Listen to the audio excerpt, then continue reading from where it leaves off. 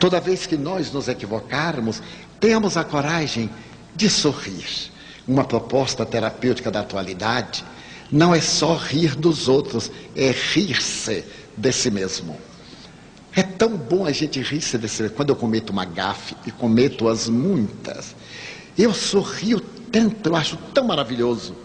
Cada gafe que eu dou, porque as minhas são tão originais, que são únicas.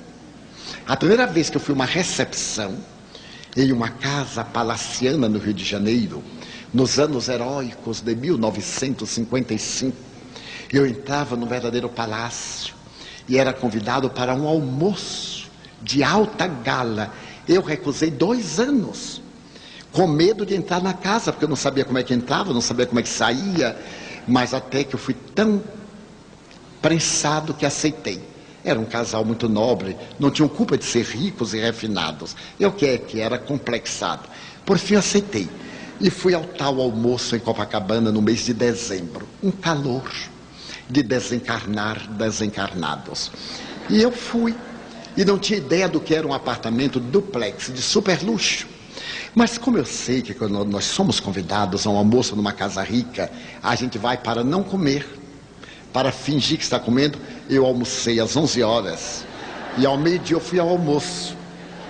Meus amigos, quando eu cheguei, que toquei a campainha, um mordomo me abriu a porta. Quando eu vi aquele homem encasacado, maravilhoso, eu não sabia que era mordomo, eu apertei a mão dele. Primeira gafe. Ninguém aperta a mão de mordomo, né? Ele foi fazer assim, eu não sabia o que era. Eu vi que ele estranhou, porque ele era meio francês, ele me olhou surpreso. Eu digo, algo não está bem, mas... Foi a primeira. Entrei. E a minha anfitriã era uma senhora que só usava roupa de grife. E eu recordo-me que estava na moda um tipo de indumentária chamado Palazzo Pijama. Era uma coisa aristocrática, italiana, a moda italiana estava entrando no mundo. E ela me recebeu com este Palazzo Pijama e me disse, olha, fulano, o marido, não está. Houve um problema na Leopoldina Railways e ele teve que ir atender. Então nós vamos almoçar a sós. Eu gelei, digo, meu Deus, mulher é tão complicado. Porque mulher, dessa coisa de etiqueta, a gente tem que respirar em compasso 2x4. Elas não comem, já estava começando a ficar magra, felizmente. E eu fiquei com tanto medo, porque homem é mais estabanado, derruba o copo, faz qualquer coisa. Então eu fiquei impressionadíssimo. Muito bem, mas perfeitamente. Dei a impressão que aquilo para mim não era nada. Chegou a hora. O mordomo abriu uma porta de vidro que entrou pelas paredes e disse, o almoço está servido, madame. Então nós dois entramos. Ela sentou-se lá, na ponta da mesa, e eu cá, na ponta da mesa. E no meio havia um arranjo, que também foi uma gafe. Hoje eu sei, era um arranjo alto. A gente conversava, o arranjo no meio. E tinha copázio, copo, copinho, copito, e uma coisa cá embaixo, com uma água. E estava aquela coisa. E eu não sei o que me aconteceu. Deu-me uma sede. Deve ter sido algum espírito que foi queimado vivo o corpo. Mas deu-me uma sede insuportável. E não chegava água. Eu tomava até cachaça naquela hora. E não chegava água, não chegava vinho, não chegava refresco, não chegava nada. E foi me subindo a sede. E foi me asfixiando. Eu vi aquele copinho tão bonitinho. Eu então, para ver se ela se chocava, eu olhei para ela e botei assim a mão, como quem estava brincando. E ela não... Eu aí peguei e tomei. Notei que havia assim um gostinho. Eu digo, mas casa de rico, não é? Um gostinho especial. Tomei e eu vi que ela teve um espanto, que ela ficou petrificada. Eu digo, meu Deus, eu fiz alguma coisa que não devia, mas já era tarde. Assim que eu acabei de beber, veio um carrinho com milhões de líquidos, refrescos, refrigerantes, uísque, Coca-Cola, tudo que tinha direito. E passou assim meio e ficou do meu lado. Eu disse, mas agora que você chega aí.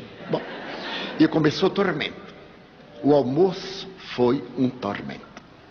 Nunca mais eu aceitei almoçar em lugar nenhum, só em self-service. Porque o mordomo dava um sinal, lá vinha o garçom, trazia uma bandeja com um filé. Ao invés do filé estar cortado até o fim, não estava. Estava só um pedaço e a gente tinha que terminar aquele pedacinho.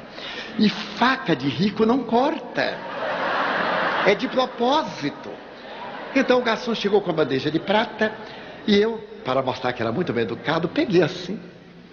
E nada. E fui fazendo força. E fui botando força e o garçom abaixando. Daí a pouco os dois estávamos assim. Eu disse, muito obrigado. E assim transcorreu a tragédia. Eu mal olhei para o que havia, e havia um desfile. Quando terminei, ela disse, Valdo, você come pouco? Eu digo, sou muito frugal. Eu havia aprendido a palavra e usei logo em Copacabana. Sou muito frugal. Ela disse, e no entanto é gordinho. Eu digo, são fluidos. Foram os fluidos das 11 horas. Muito bem. Terminou isso, então veio uma bandeja de frutas, mas lindas, maravilhosas. E então ela tomou de uma uva, retirou, olhou bem para mim, mostrou a uva e chegou naquela tacinha e lavou. Aí comeu e me olhou. Eu devia ter ficado calado. Mas médio é uma coisa atrapalhada, não fiquei. Eu disse, era para lavar a uva? Ela disse, era. Eu disse, mas que coisa, na Bahia a uva já veio lavada. E ela me respondeu, aqui também. Eu disse, para que essa relavação? Pronto, aí mudou. Ela disse, mas adorei. Então mas eu ri tanto. Ficou no meu inconsciente, toda vez que eu vejo uva, eu vejo meus dedinhos segurando a taça da futura lavagem, eu tomando a água do futuro. Que maravilhoso poder rir-se de si mesmo.